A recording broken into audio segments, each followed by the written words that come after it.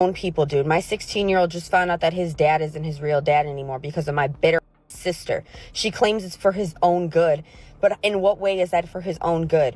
When I found out I was pregnant with my son, I made the logical choice to pick the father that made the most money. His real dad was working at McDonald's for like $8.25 an hour. I don't want that as a man. He was just one of my hoes, and that was that. And I got pregnant, and so I picked the richer dad. And although the richer dad didn't take care of him and hasn't been around, he does pay child support, and he pays a lot, and it pays for a majority of my rent.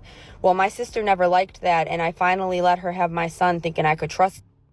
And she tells my son and confides in him that his dad isn't his real dad. And now he went and found his real dad behind my back with my sister. And they are all trying to fight and get my son taken away from me. My son doesn't want to live in my house. We haven't talked in 3 days. I think it's the most miserable thing a person can ever do is ruin some shit like that. You put me in such an uncomfortable situation. I picked the right choice. Now who's going to pay my bills now? Because now they also told that the guy that's been on child support all these years, and he's trying to come after me and sue me for all the money he's been paying. I think it's absolutely ridiculous. She cheated. She lied. She hurt her husband and her daughter. And she probably won't spend a single day in jail for it. That's the real tragedy here. But we've seen this before. The ones who get caught crying the loudest, acting like victims, when really, they just got exposed. The DNA test didn't lie. He won. You know that that's your kid. I will never give you a DNA test. That's not going to happen. No. Because I know of course not. But if he's asking for it. I will not go it. I did my research. I will never ever give him a DNA test. You will need to take. Body count's 11, and no, it doesn't matter. Unless it's like excessively high. Why do all girls say it doesn't matter though?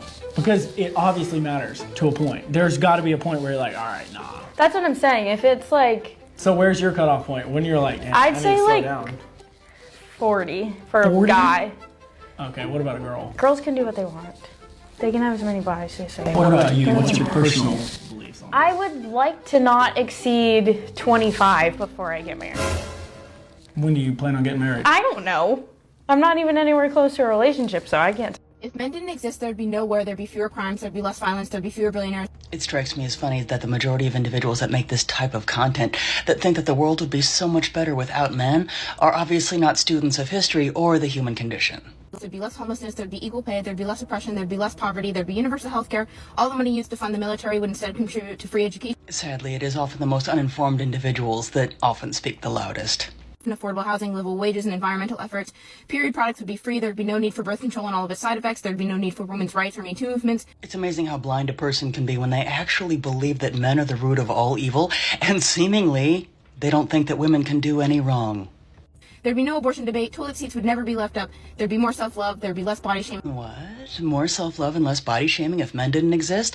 Yeah, it doesn't seem like they've experienced much of reality because in my experience, it's usually women that do the most of that, not men. But again, let's go on. The world in general would be safer, cleaner, and more comfortable. Land would be shared, not stolen. There'd be less hate, and there'd be less fear. Let me know if I missed anything, and try telling me that I'm wrong. A person doesn't really actually have to try that hard to point out how egregiously incorrect it is to say that half of the human population does all the wrong while the other half can do nothing wrong. I'll just leave that there. Huh? A few years ago, my oldest daughter had to take a DNA test for school just to figure out ancestry. During the DNA test, she came to me very, very sad because apparently me and her were not related. I was like, huh? When she told me this, I had to keep a straight face because the immediate shock was just wild. Then I decided to go with her to get a paternity test done. When we got the paternity test done, it was also concluded that I was not her father. At this point, I was shocked. I've had 4 kids with my wife, and she was the oldest, and I needed to see how far this rabbit hole went. I told her to not let her mother know that we know this information, and then I went to my next oldest child. Not mine. I went to the one below that. Not mine. And then I decided to stop there because the youngest child is so young that this may directly affect them. And they don't really understand what's going on anyway. So I didn't even want to go into that rabbit hole. But when I got the information, I immediately was like, let me go talk to my wife about this. So like always, she didn't take responsibility or any type of accountability, and she said, how are you going to believe your wife over these tests? I was like, are you serious? Are you like, for real? Like, is this really where you're gonna go with this? Then she starts crying profusely and saying it was only one time, I didn't mean to do it. And I was like, it was only one time. Hey. And then I showed her that each one of the children aren't mine, with the exception of the youngest, as so I think. That's when it dawned on me that it was one time, multiple times. And then when we looked, each one of the children's had different baby fathers, and somehow that made it even worse, because it wasn't just one person you was cheating on me with. This is a habitual thing with multiple different people that you probably don't know about. And I'm taking care of their kids. They're my kids.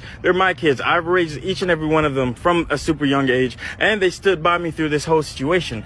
But to think that she's not who she said she was, because up until that situation, I thought we had a great marriage. I thought we had a great life. I thought everything was going good. I thought that we were building together and already have built together. She is a stay-at-home mom that works on things that she wants to do. She takes care of the kids. She cooks, she cleans, she does everything that's needed inside of the relationship with me. Yet she didn't tell me that she wanted to go outside of the marriage. She didn't tell me that she wanted to do anything. Anyway, after finding out the information and getting her side of the story, I let her know I would need... Bingo time. Lack of accountability? Check. Crocodile tears? Check. It only happened once? Check. I didn't mean to? Check. Same script every single time. Like they're all reading from the same page. So, what's your sign? So I'm looking for someone who is also financially stable and that has to work a 9 to 5 every day to live their life. You have to have at least 3 cars under your name. Your second car has to have 8 seats because I have 3 kids. So I want them to be comfortable whenever we go with you on a trip or something. You want me to come with you, I'm gonna bring my kids, and you need to have enough space for my kids. So Just my finances. No shame. No embarrassment. Cheated so much they don't even know who the father is. But child support? Oh, they've got that figured out, even though it's not your kid.